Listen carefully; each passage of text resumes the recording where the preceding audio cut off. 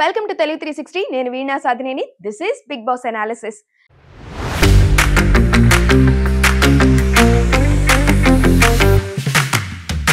ఇంకా నిన్న గేమ్ మొత్తం చూసుకున్నట్లయితే హిలేరియస్ అని చెప్పుకోవచ్చు. ఎందుకంటే తనుజాకి అండ్ మిగతా టీమ్మేట్స్ అందరికి వర్సెస్ అన్నట్లుగా కూడా కనిపించింది. ఇక్కడ మాధురి వర్సెస్ ఇక్కడ సంజన అయితే గేమ్ జరుగుతుంది. అంటే mass Madhuri versus Sanjana silencer అని చెప్పేసి బిగ్ బాస్ ఒక దొంగ గేమ్ అయితే ఇచ్చారు. ఆ గేమ్ ని కూడా రివర్స్ చేసింది తనుజ. ఎందుకంటే వాళ్ళకి వీళ్ళకి కొంత మనీ ఇచ్చి ఆ మనీతో ఎవరిని కొనుక్కుంటారు అన్న విధంగా బిగ్ బాస్ ఒక గేమ్ ని ప్లాన్ చేస్తే ఆ ప్లాన్ ని మొత్తం అంతా కూడా రివర్స్ చేసేసింది తనుజ ఒక్క మూవ్. అదేంటి అంటే సీక్రెట్ రూమ్ లో ఏవైతే మనీ పెట్టారో ఆ మనీ మొత్తం మాధురి టీమ్ లో ఉన్న సుమన్ శెట్టి అండ్ తనుజ కొట్టేశారనమాట. దాంతో గేమ్ అంతా కూడా ఒక్కసారిగా స్మాష్ అయిపోయిందని అనుకోవచ్చు. ఆ తర్వాత బిగ్ బాస్ కూడా ఏం చేయాలో అర్థం కాలేదు. ఎందుకంటే సంజన సైలెన్సర్ టీమ్ మెంబర్స్ ఎవరి దగ్గర కూడా ఒక్క పైసా కూడా లేదు. పోనీ వీళ్ళు ఎంటర్టైన్ చేసో లేదంటే గొడవ పడో తీసుకుంటారో అంటే అది కూడా లేదు.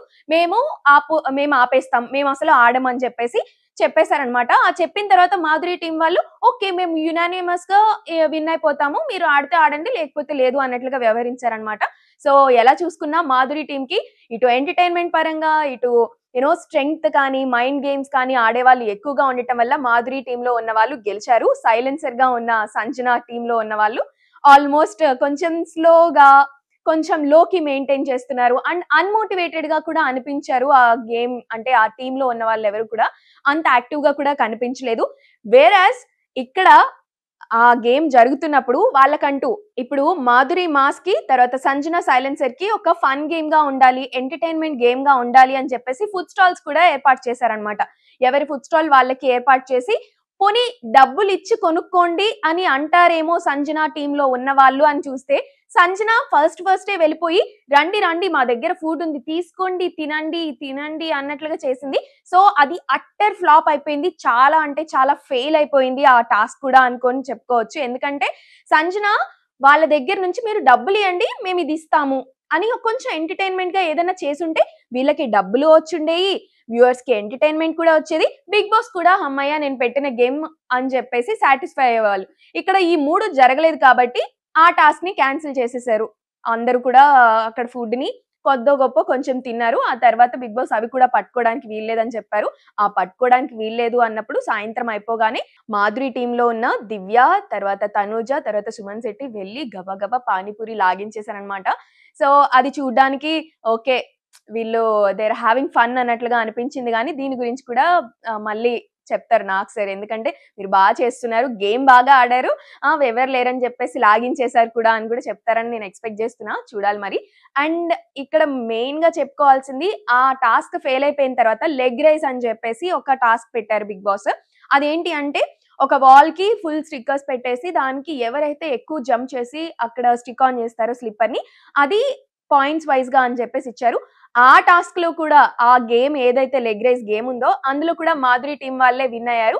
అండ్ రీతు అసలు ఎక్స్పెక్ట్ చేయలేదు 6.5 ఆర్ సంథింగ్ అక్కడ వరకు కూడా రీచ్ అయింది. ఆ తర్వాత ఓవర్ కాన్ఫిడెంట్ గా ఉన్న సంజన టీం మెంబర్స్ లో డిమాన్ పవన్ కానీ సో మిగతా ఎవరైతే గౌరవ్ వీళ్ళందరూ ఉన్నారో వాళ్ళందరూ అంత బాగా ఆడలేదు. సో కొద్దో గొప్ప ఆడారు అంటే ఈ మాధురి టీం లో వాళ్ళే కాబట్టి వాళ్ళు కూడా ఆ గేమ్ లో విన్ అయిపోయారు. సో ఇక్కడ ఈ దొంగాటలో మాధురి టీమే గెలిచింది.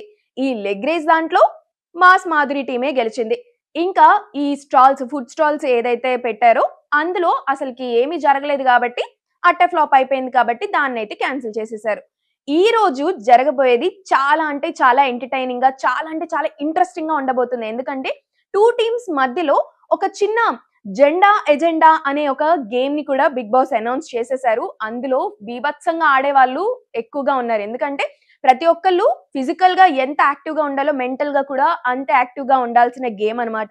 కొంతమందిని మాత్రమే సెలెక్ట్ చేశారు. మాధురి టీం నుంచి 2, సంజన టీం నుంచి 2ని సెలెక్ట్ చేసి లోపలికి పంపించి ఆ జెండాల్ని పిక్ చేయాలి. బ్లూ టీం రెడ్ టీం అనుకుందాం. బ్లూ టీం వచ్చేసి సంజన టీం, రెడ్ టీం వచ్చేసి మాధురి టీం అని అనుకుంటే మొత్తం అంతా ప్రోమోలో కూడా చూసినట్లయితే మొత్తం ఈ బ్లూ టీం వాళ్ళే రాణించేస్తున్నారు. మరి ఈ గేమ్ లో ఫిజికల్ గా వాళ్ళు చాలా బలిష్టంగా ఉన్నారు కాబట్టి సంజనాకి ఈ గెలుపు వచ్చే ఛాన్స్ ఉంది.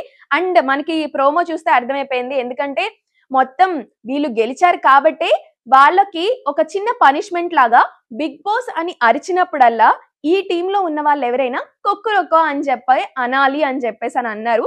సో, దాన్ని కూడా ఎంటర్‌టైనింగ్‌గా చేయొచ్చు. అంటే వేరే మాట్లాడుతున్నప్పుడు వాళ్ళు సీరియస్ కాన్వర్జేషన్‌లో ఉన్నప్పుడు వెంటనే బిగ్ బాస్ అన్నారంటే వెంటనే కొక్కొరొక్కో అనాలి కాబట్టి దట్స్ హిలేరియస్ కదా! సో, నాకైతే అలా చేస్తే బావుంటుంది అని అనిపిస్తుంది. మరి ఎలా చేస్తారో చూడాలి. అండ్ ఈ వీక్‌లో పెద్దగా ఈ టాస్కుల్లో పెద్దగా గొడవలేమి కనిపించలేదు. అండ్ చాలా అన్‌మోటివేటెడ్‌గా వెళ్తుంది గేమ్ అనైతే నాకు అనిపించింది. ఇంకా 'రీతు' అయితే ఈ 'మాధురి' టీమ్‌లో ఉంటూనే ఇటు 'డిమాండ్ పవన్‌కి' హింట్స్ ఇస్తూ లేదంటే సపోర్ట్ చేస్తూ కనిపించింది. సో, ఫ్రెండ్స్ అలానే ఉన్నారు. ఒక బార్డర్ ఏదైతే ఉందో వాళ్ళు అది ఫాలో అవుతూ మాట్లాడుకుంటున్నారనైతే నాకు ఇప్పటి వరకు అనిపించింది. రమ్య చాలా అంటే చాలా సైలెంట్ అయిపోయింది. అండ్ నామినేషన్స్‌లో ఉంది కాబట్టి బయట నెగటివిటీ లోపల ఇంట్లో వాళ్ళతో మంచిగా ఉండకపోవడం ఈ ఎఫెక్ట్ వల్ల ఈ వీక్ తనైతే బయటకొచ్చే ఛాన్స్ ఉంది అన్నట్లుగా నాకనిపిస్తుంది. ఇంకా డేంజర్ జోన్‌లో కూడా తనే ఉన్నట్టు నాకనిపిస్తుంది. మరి ఈ 2 డేస్‌లో కూడా ఓటింగ్ నడుస్తది కాబట్టి ఫైనల్ డెసిషన్ నాగ్ సర్ చేతిలో ఉంటుంది కాబట్టి చూడాలి ఎలా జరుగుతుంది అన్నది.